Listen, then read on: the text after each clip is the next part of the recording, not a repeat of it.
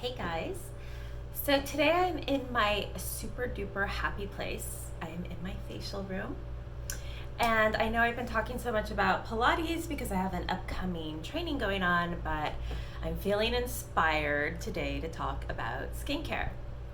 And I feel that one of the most important parts about getting a professional facial is the exfoliation. So the exfoliation is what can really change your skin. It can help you reach your goals. It could help with anti-aging, acne, whatever your skin concern is or condition that you're experiencing. Typically, it's the exfoliation that's going to make the difference. So I'm just going to run through some of the exfoliation processes or products that I use in the facial room, and maybe it will help you decide what type of exfoliant you should be using for your skin. So the first one I'm going to talk about is an enzyme peel. The enzyme peel that I use Visual Changes in my facial room. It's a professional line that you either have to be a doctor or esthetician to use. So if you need any products, I can get them for you. So this is a very thick gel. Doesn't really go anywhere, right? And it's made out of papaya and pineapple. So enzymes digest keratinized cells. That means that they literally gobble up any dead skin that is on the surface. This also means that it's very effective but super gentle. You can't overuse it.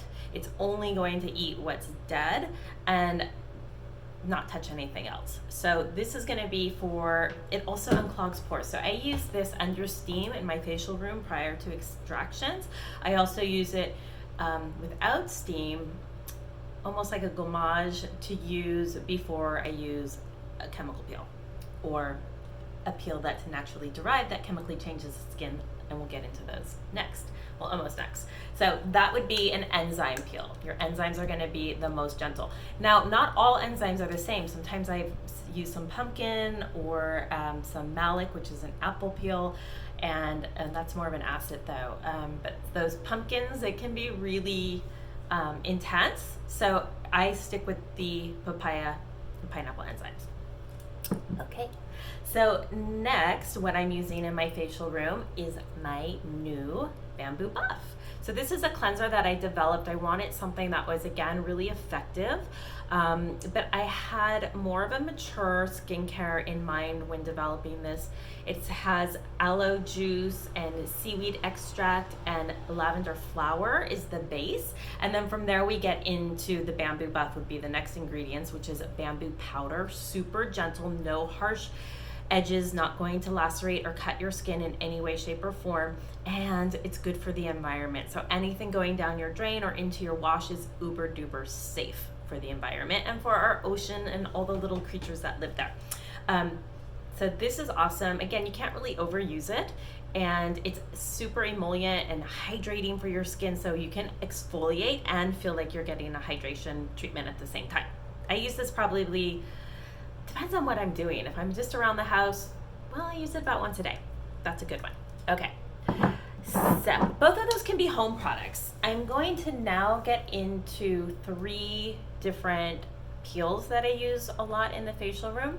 The first one I'm going to talk about is the lactic peel. This happens to be a lactic antioxidant peel. I like it because they're blended, therefore they're less harsh than just putting the 30% lactic on. It's buffered with an antioxidant treatment. So not only does it lift, it also deposits the antioxidants that keep your treatment lasting longer outside of the facial room and leaving your skin protected after using the peel.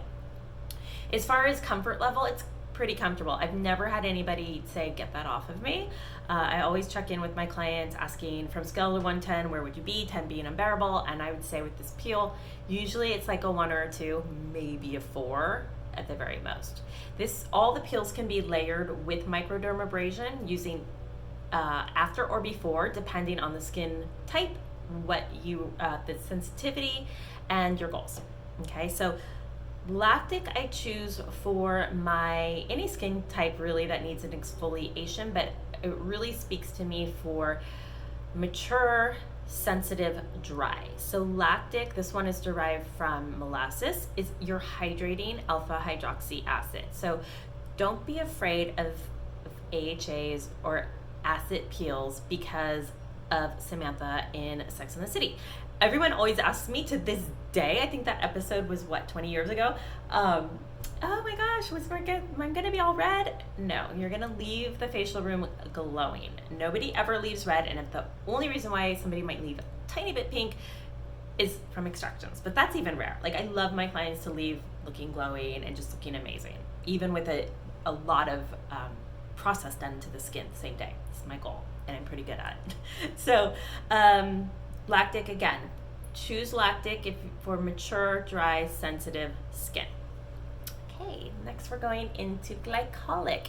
Glycolic is a little more astringent than lactic. It's a little more, I say it takes away, rather than gives back as much as lactic. So where I think of lactic as more of a nurturing acid, glycolic is more of a stripping. So really great for, again, it's mild enough that it could work on almost any skin type, but who it speaks to the most is going to be my oily skin types. These are going to be my skins that have congestion, that are oily, that are clogged, that are weathered a little, sun damage, lactic also, but just depending if you're oily or dry. I'm going to go oily skin, I'm going to do lactic. Dry skin, I'm sorry. Oh, no, that's opposite. Dry skin, I'm gonna do lactic. Oily skin, glycolic. Got it? Oily, glycolic, dry, lactic. Sorry for the confusion there. So glycolic works great for that. It softens wrinkles and unclogs pores, like I said, and yeah, it's a good one. So it's derived from sugarcane. So, these acids, they're not chemical acids, they're naturally derived, chemically changing skin acids, right? AHAs. Now we get into a BHA. A BHA, so AHAs, they dissolve and exfoliate the surface of the skin. A BHA, we're going to talk about salicylic in this case. BHA is exfoliating the follicle. So really good salicylic for congestion. It's great for hormonal acne of all ages. The one that I'm using in my room mostly, I have two. One is like more, it's like a 20% salicylic. I would use that on acne for sure. This one is a skin renewal complex, which is a blend. So this is 12% salicylic and 20% lactic. This is my go-to for hormonal acne. So that can mean that you are anywhere from 30 to in your 50s and you're dealing with hormonal acne. The lactic is going to give back. It's going to give to those more mature clients who have dry sensitive, but then they're also dealing with acne. This is my go-to and I love it. So I know I'm talking fast. I'm putting in a bunch of information here. I hope that you're absorbing some of it and I'm not just confusing you even more. But if I am, send me a message and I will make myself clear. Okay, last thing I'm going to talk about is the microdermabrasion. Microdermabrasion is a great tool because unlike the other things that I talked about that are changing your skin with product, it is a manual exfoliation. So every client gets a new clean tip. We have two canisters here. This one holds the new microdermabrasion, which is aluminum oxide crystals. When the machine is on, I have complete control over how many crystals are blowing through per second, as well as the pressure that's sucking them back up. So you have a vacuum and a blower going at the same time. A lot of people like to say, can you sandblast my face? It's a favorite of my clients. When the machine is on, there's a hole right here. When it's applied to the skin, the aluminum oxide crystals hit the skin, and then we drag it 3 times in the same direction. That lifts and removes dead skin cells and pulls debris out of the pores. If it doesn't pull it all the way out, it pulls it up, and then I can get it out with the enzyme under steam, and then we're good to go. Extractions. So I go 3 times in one direction, and then I cover the whole surface, and then I go back over it 3 times the other direction. Some people say it feels like a cat's tongue. It can be a little bit sensitive, maybe around the eye area. Most people that do it, it's my most popular treatment in the facial room. People love it and they really notice a big difference. And again, with no downtime. These are all no downtime peels that make a difference in your skin. The microdermabrasion, for those of you that really want to kick up your treatment, we can do a microdermabrasion and then apply one of your peels. We could go as far as getting into TCA, which is a downtime peel. It takes about a week for your skin to completely shed.